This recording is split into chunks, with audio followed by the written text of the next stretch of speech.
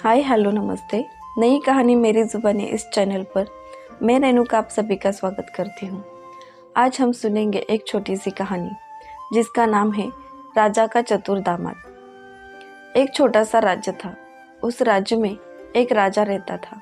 वह अपनी प्रजा को हमेशा खुश देखना चाहता था, इसलिए वह खुद ही रात को वेशभूषा चेंज करके घूमने निकलता था।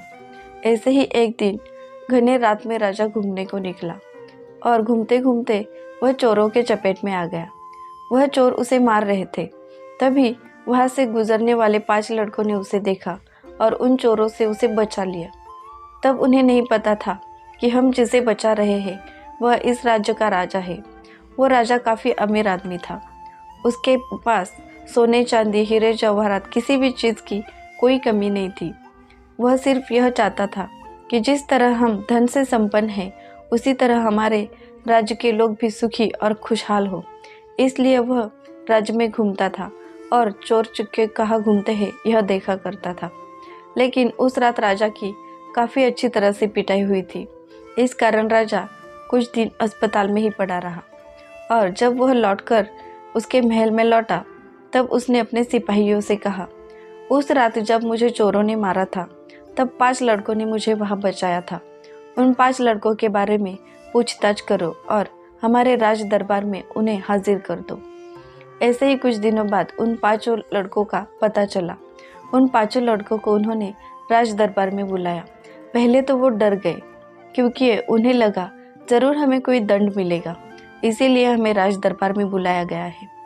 उन्हें जब राज दरबार में ले जाया गया तब उन्हें बैठने के लिए कहा गया क्योंकि राजा अभी तक महल में नहीं आया था। वो 5 बैठे रहे। कुछ समय बाद जब राजा आया तो वह हक्का बक्का हो गए क्योंकि उस रात उन लोगों ने जिसे बचाया था वही राजा था। यह बात देखकर उन्हें काफ़ी आश्चर्य हुआ क्योंकि उस आदमी ने उन्हें यह नहीं बताया था कि वह राजा है।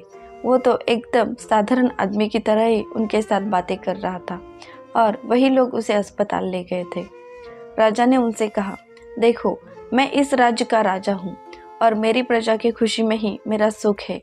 इसलिए मैं चाहता हूँ कि मेरे जान के बदले में तुम लोग मुझसे कुछ भी मांग सकते हो।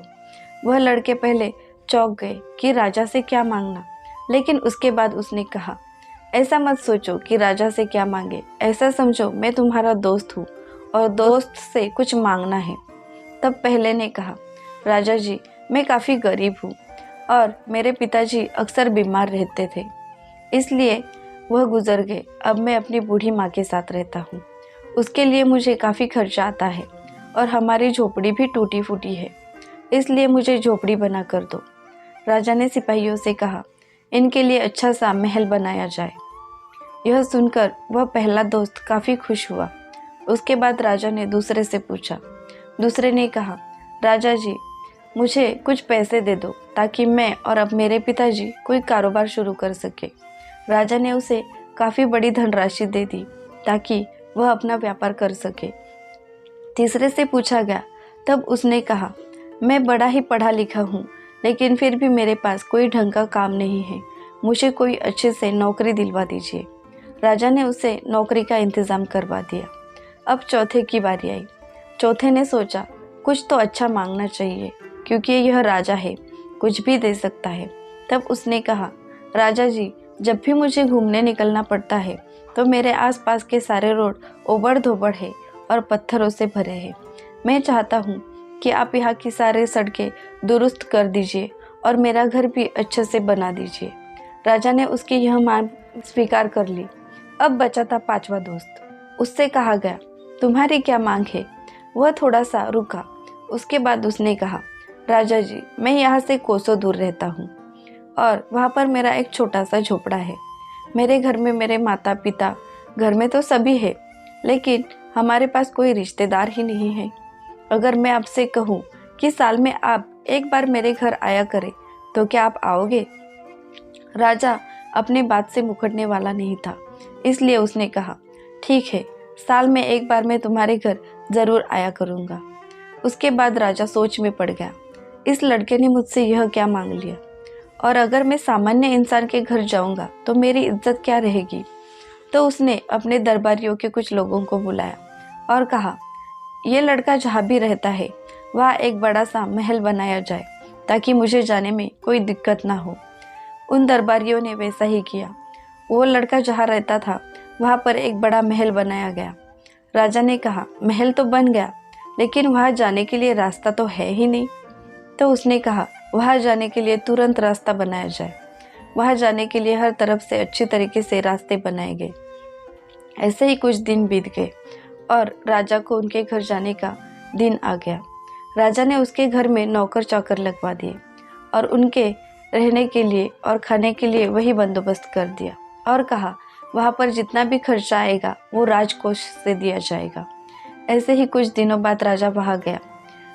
राजा ने सोचा, अगर मैं ऐसे ही यहाँ आता रहूँगा तो लोग क्या सोचेंगे।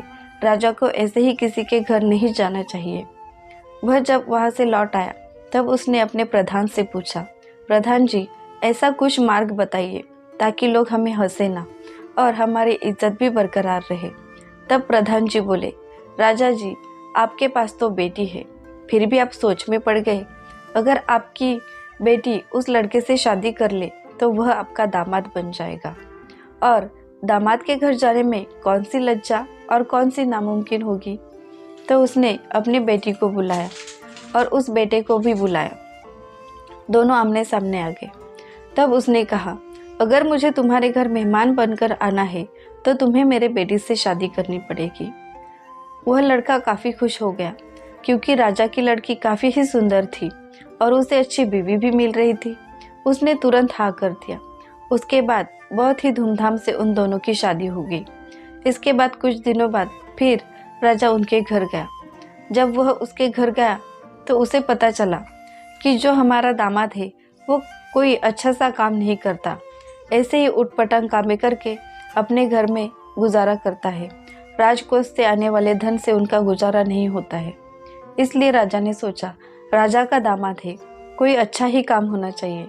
इसलिए उसने अपने दरबार में बुलाया और कहा, आप मेरे दामाद हैं, इसलिए आपको इस राज्य में ही काम करना चाहिए, ना कि यहाँ वहाँ घूमना चाहिए, और किसी का भी काम करना आपको शोभा नहीं देता। इसलिए आपको इस राज्य में ही आकर काम करना पड़ेगा। इसी तरह उस लड़के की सूझबूझ उसे काफ़ी कुछ दे गई और बीरबल की तरह उसने चतुराई दिखाई।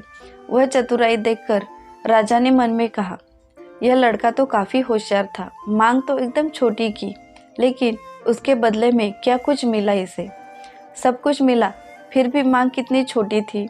ऐसे ही कुछ दिन बीत गए। वह सोचने लगा, ऐसा दामाद मुझे मिला है, सच में कितना चतुर है मेरा दामाद। अगर यह राज्य कारभार संभालेगा तो मेरे आगे चलकर कोई भी कमियां नहीं आएगी और यह सारा राजकोष ये अच्छी तरह से संभालेगा। ऐसे ही करते करते उसने अपने दामाद को ही राजा बना दिया और वह हंसी खुशी अपनी ज़िंदगी जीने लगा।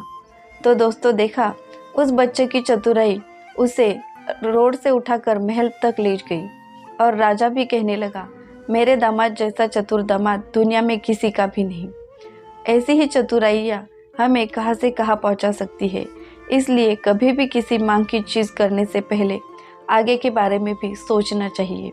तो ऐसी ही नई नई कहानियाँ सुनने के लिए हमारे चैनल को सब्सक्राइब करें, और अगर आपको हमारी कहानी अच्छी लगी हो तो हमें कमेंट करके ज़रूर बताना। धन्यवाद।